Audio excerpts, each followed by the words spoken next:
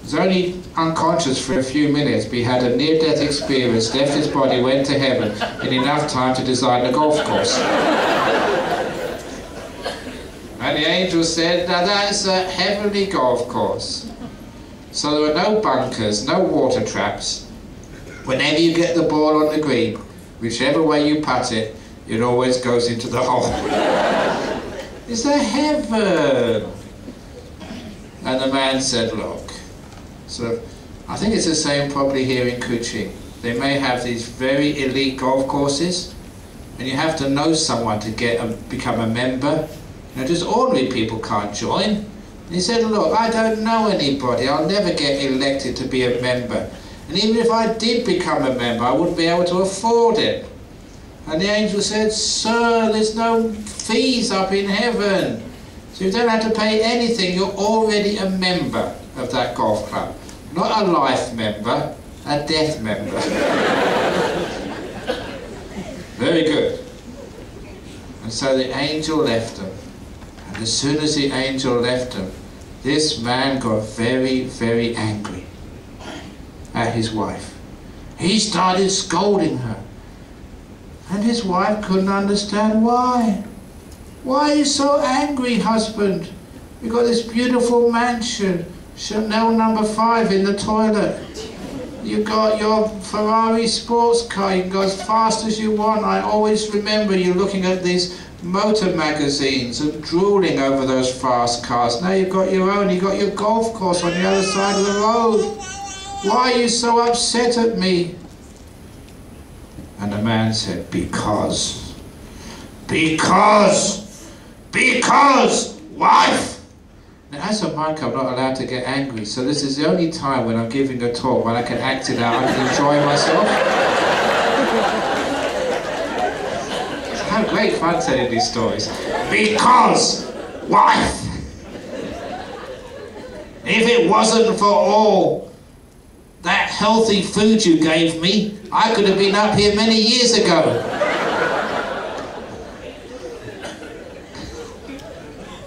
So why are you trying to keep alive?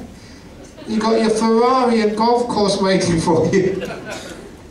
So, you know, the first time I told that story was at a funeral service.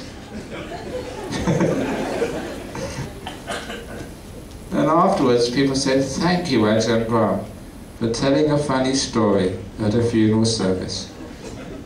They said, because, you know, our father, the one who died, always loved a funny story. And they said, I'm sure we could hear the casket, the coffin, rattling because he was laughing inside. Wouldn't you like people to remember you with a funny story, with a joke? But anyway, it's a fascinating story. Why are people afraid of dying? Sometimes the people are afraid of other people going. So they don't know how to handle what happens after death. And this is a serious story. How to peel the banana of death in a way which doesn't cause you any problems or suffering. Because this is when my own father... And I love my father very much. He was a very great man and a model for me to try and live up to. He was a poor man, but he was a very kind and loving man. This is one of his stories. Please excuse the language, but I have to say exactly what my father said. Because my father would never talk about my grandfather. This is my paternal grandfather. For years, he would never come up in conversation. Whenever I would ask about it, my father wouldn't say anything. And only when I was about 14 or 15 did my father open up to the terrible experiences he had with his father. Please excuse me, but my father said that my grandfather was a bastard. That was the word he used. I said, why? You're talking about your father. He said, look, he would always come home drunk after work. And he'd take off his belt and he'd beat any child who was in the way for no reason whatever. And then he'd start on his wife. This is my father's mother. And my father said he hated that man. He was so cruel. But he said whenever he was on the end of a beating, he made a resolution, a promise to himself, if ever he had children, he would never do the same to his kids. And that was me and my brother. He would never beat us. He just couldn't. He didn't need to. He taught us to be good people in other ways. And that's why I love that man very much. He'd been through very difficult upbringing, but he didn't let that upbringing spoil him. It was just like that dog poo story. He used those terrible experiences of his childhood to become a very wonderful person.